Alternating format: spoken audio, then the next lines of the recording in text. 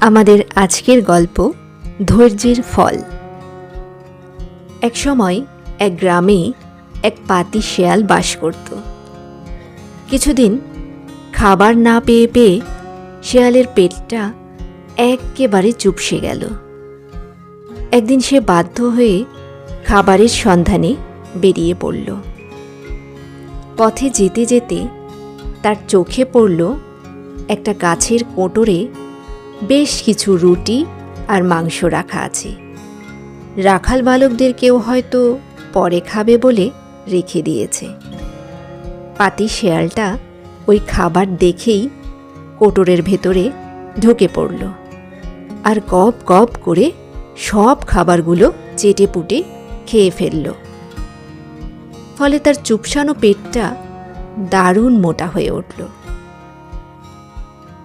কিন্তু এবার সে আর কোটর থেকে বের হতে পারল না। অনেক চেষ্টা করেও বেরোতে না পেরে সে কাঁদতে লাগল। পথ দিয়ে তখন আরও একটা শেয়াল যাচ্ছিল। যেতে যেতে কোটরে পড়া শেয়ালকে কাঁদতে দেখে বলল, কি হলো ভাই তোমার, তুমি কাঁদছো কেন? কোটরে আটকে পড়া পাতি শেয়ালটা তখন তার মুশকিলের কথা তাকে খুলে বলল।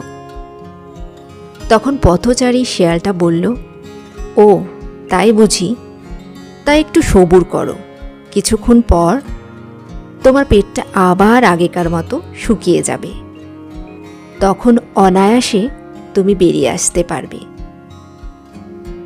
শেষে সত্যিই তাই হলো। শেয়ালটি কোটর থেকে বেরিয়ে আসলো কিছুক্ষণ পর।